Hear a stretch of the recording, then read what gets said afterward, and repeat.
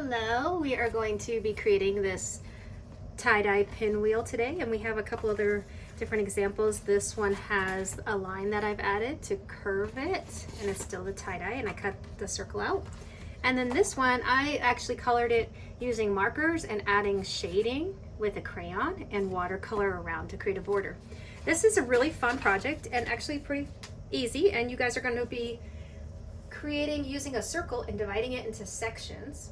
And you guys are going to be working on consistent lines and just really kind of experimenting with all these curves and colors. So it's going to be a lot of fun. So the first thing we're going to use is our ring ruler, and we're going to use the orange one because it's the one that's set the biggest. So we're going to set it to 6 inches where it says 6 on the very bottom. The only thing is I found out that I have this one is in centimeters, which is totally fine, and you're going to sit it. This one's 15, so we're going to set it to 15 and just as much as you can. If you want to make a bigger circle, probably you could set it at 15 and be fine. That's about 5.9 inches. So if you can do it to 15 centimeters, if you have the metric one. All right, so I'm just going to lay it on here, make sure it's a nice circle. I'm going to hold one side down, and you can have a friend help you too. And I'm going to lightly just make that circle. As you can tell, I'm not in here. I was holding my pencil at the very edge, and I was just very lightly going around. And you can see there's a little oops, but that's okay.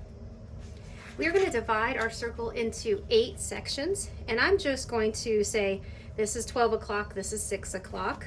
I'm going to line up to make my clock. I'm going to kind of divide it in half the best I can.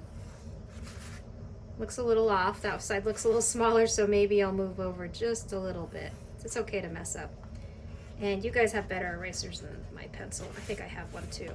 So I might need to keep that handy because I might mess up. All right. These little lines won't matter at the end. Then I'm going to do my 3 o'clock and my 9 o'clock. And I'm going to divide it again, and so it's going to be into quarters. So there we go. We have 4 sections of this pizza. I wish it was pizza. And so now we have our quarters. All right, and now we're going to divide these up. I'm going to do the best I can. See, if I went like this, you could see my triangle would be so small right there and so wide. So I'm going to do the best I can. Looking at getting it in the middle. Maybe that's my middle, maybe that's my middle. I'll mark this one too, just to kind of give me an idea where it is. Here we go. I'm going to do it. See how we go. That looks okay. That one's definitely smaller, but I'm okay with it. That's the thing, is are you okay with it? All right. I think that looks good. All right, the next step we're going to do is that we are going to start with, we're going to be making 3 lines in each one of these, like kind of triangles. And I will show you with this one. There's 1, 2, 3 in each one of these, and we just repeat ourselves. So it's just a repetition. There is a lot of artists out there that love to use repetition, and I do too. I love repetition. It's a very enjoyable feeling to do that repetition. All right, so what I'm going to do is I made a little line here and I made a little line there. I'm going to just draw a line. I could use my ruler if I really wanted that straight, because did you see I'm a little wiggly? So I could just go like that. And this one, I'm going to round it with this curve. I'm kind of keeping it the same as this curve.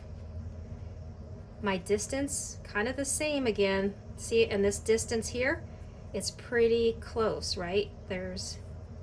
And if I mess up, I can always go back and erase. And then I'm just going to do a little tiny one.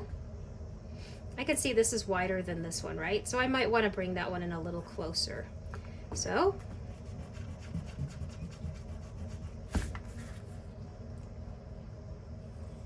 we're going to do 3 lines. There we go. I feel a little better about that one. I'm going to do the same thing. I like to add the little dot just to kind of help me. And I curve that one. I do this line. So we have to do this all the way around, and I can turn my paper to help me. So I'm going to go ahead and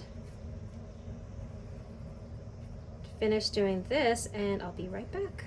All right, now that I finished my 3 lines in each one of the 8 sections, see how I was like, oh, I'll just do it like this and drop. Now this is the time when we get our permanent marker and we can clean up our design a little bit. So right here, I would probably pull the ruler back out. And remember, this is what's gonna really show when your artwork is complete. So I am just remembering that my marker is pretty thick, and I went a little farther, but that's okay. And I'm gonna carefully draw the outside around it. And actually, since I'm right here, this is easier just to do while I'm angled there. I'm gonna go ahead and trace all these, and I'll be right back. All right, I finished tracing all my lines, and you could tell, I really changed my line. Like, see this one, I was like, oh, that was a terrible line. This was a terrible line. That one I probably should finish, right? Kind of make it a prettier line. And then I'm gonna grab my good eraser, and I'm just gonna go ahead and erase all those pencil lines. So this thing about pencil, and if we do watercolor, which basically we're doing because we're gonna be using our markers and water, we can never erase pencil underneath watercolor. It's one of those weird things. All right, so I'm all set. The next thing, I can decide if I want to add that line right there. If I want to curve it out, I could make it straight, but I really like the way that looks, that curve. Do you see how it curves and it makes movement? I really like that. So I go through the tip of all of my triangles. Do you see that? 1, 2, and I don't start in the middle of that one. I probably should be.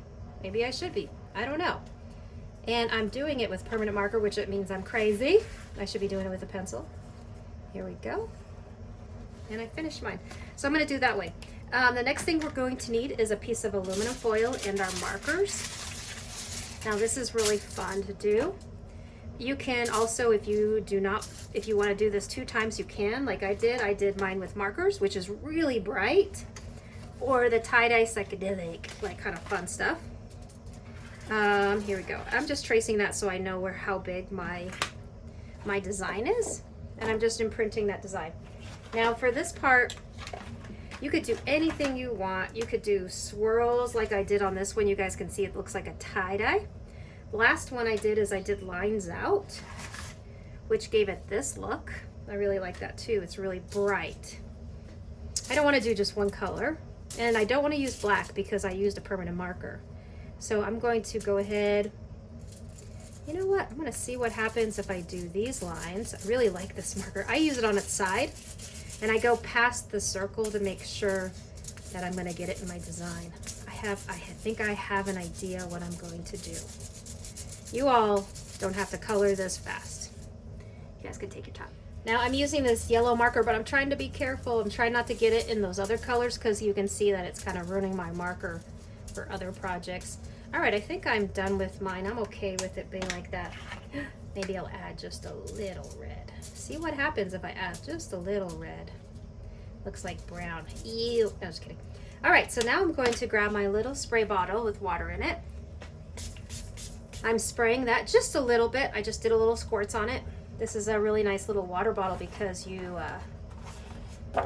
it's a fine mist. I'm also going to fine mist my paper. Just a little, 2 squirts.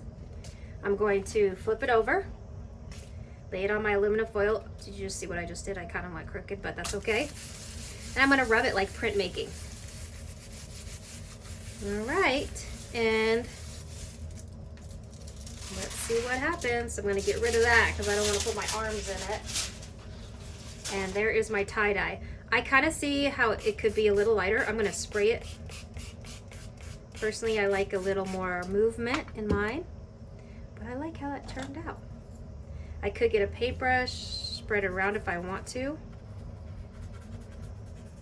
but these are really cool designs right here. Okay, I'm going to let that dry. Now, if I wanted to do it with markers, I could do it with the markers, and like I said, you color in right here with a little crayon to make the shading, or you can watercolor. I like to also measure out like a ½ inch on the sides and cut it, or you can also guesstimate, but I would definitely use a ruler to make your line straight. You could go, I think that looks like about a ½ inch. I'm going to make my line right there. And you want to do that because Otherwise you have this whole huge border.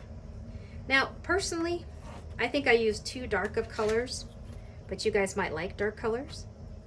The dark colors kind of hid the design, so you can't see that design as well. And there you go. And then I just cut it out and dry it. And that's it. Hope you guys enjoy this project.